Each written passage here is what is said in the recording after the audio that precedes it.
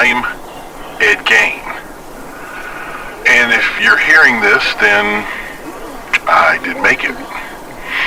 I'm an operator at Shelter 1359.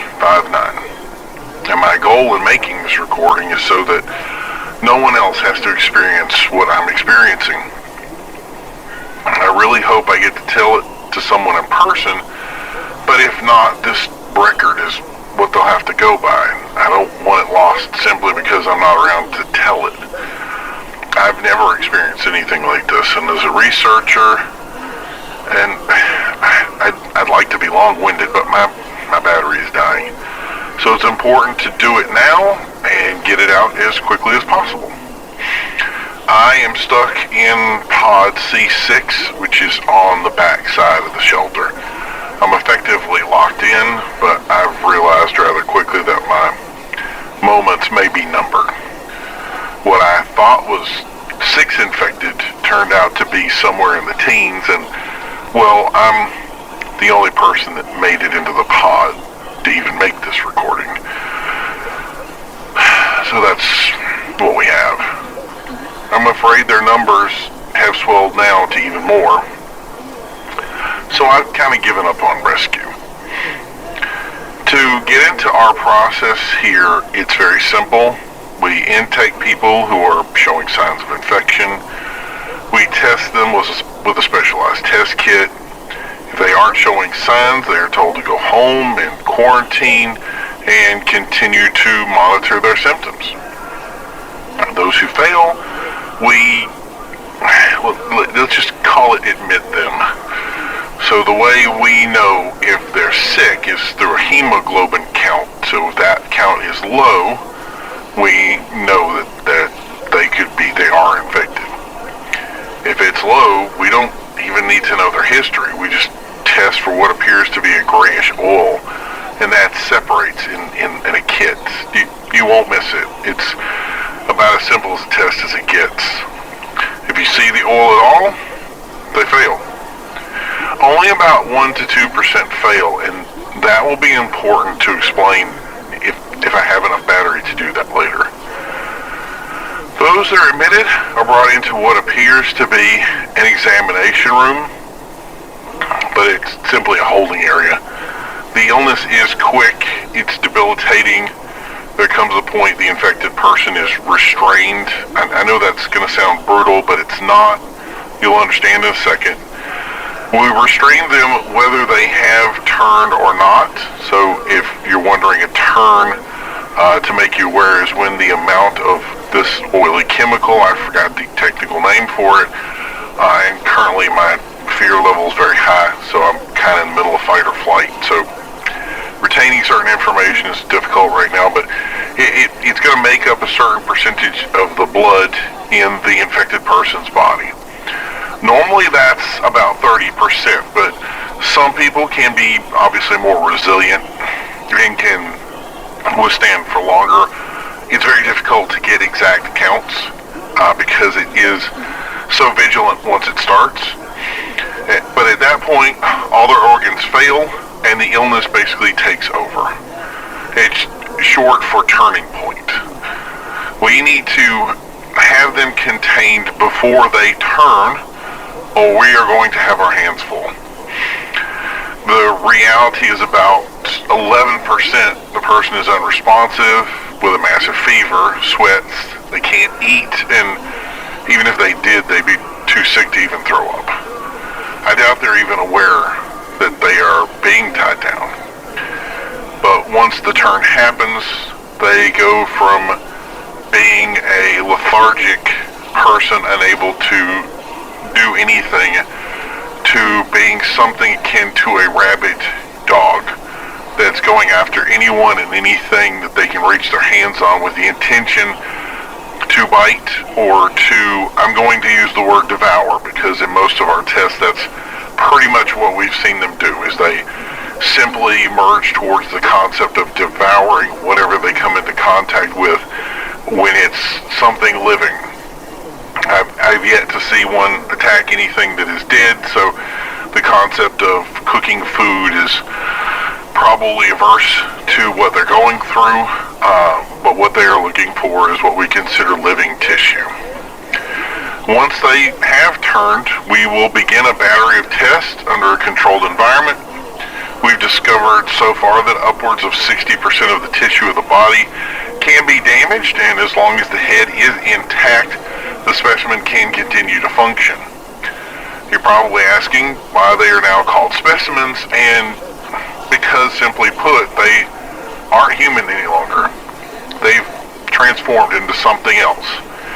And everyone has a name for it, but I think it's simply dodging the name we all know and are just really too afraid to say. To stick to the topic, the lower brain is the command center. It spreads upwards from there. But that is the command center for this new being, and as long as that is functioning, there is a continued danger of infection. Any damage to the brain for some reason completely shuts down the system. It turns off the brain from one area to all areas. And we even have to be careful when we're doing research not to damage or jostle the brain in any way, because we can cause certain damage and cause it to dysfunction. And then, therefore, just quit doing any processes at all. It has to be a lasting human function that shuts down that process, so instead of the illness trying to propagate, it simply dies.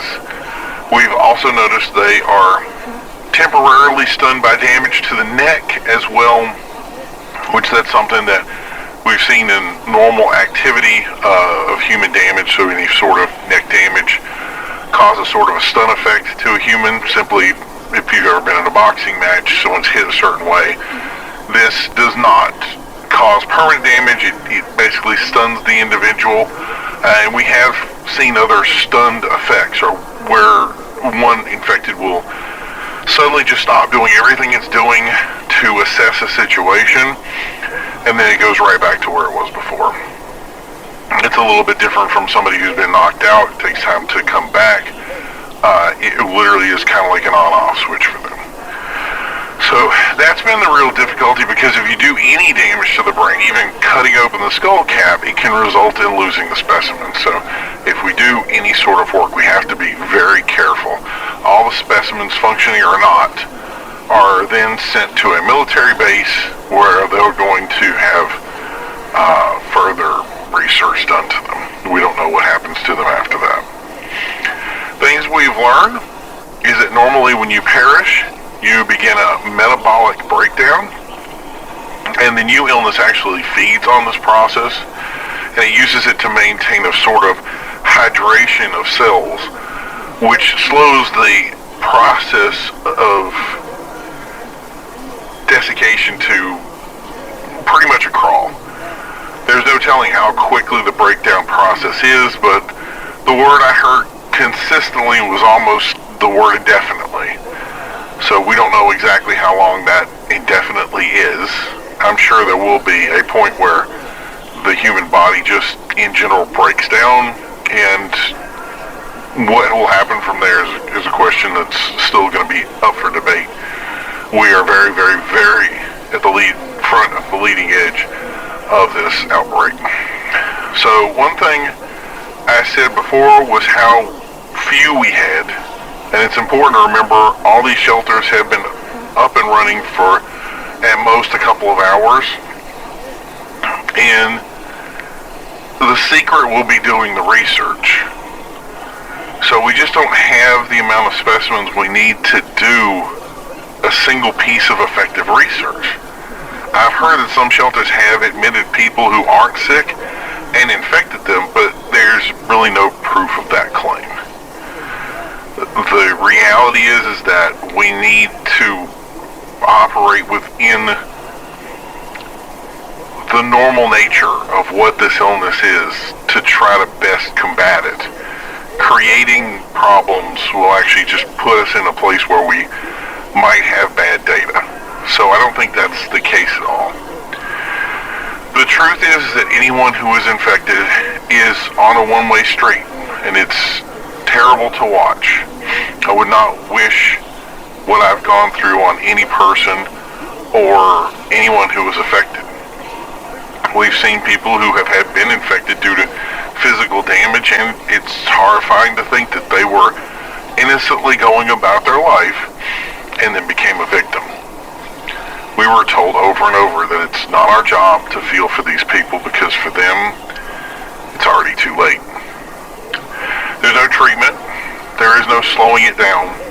You can be as healthy as you like, and you are going to make it. I also understand that if anyone figures out the point of these shelters, they won't come. And that's why the information is hidden.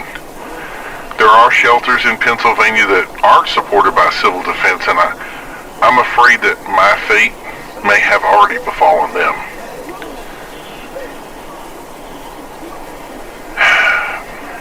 I've heard that we have a military group testing nearby, and I'm hoping they see what's going on, and they'll come help.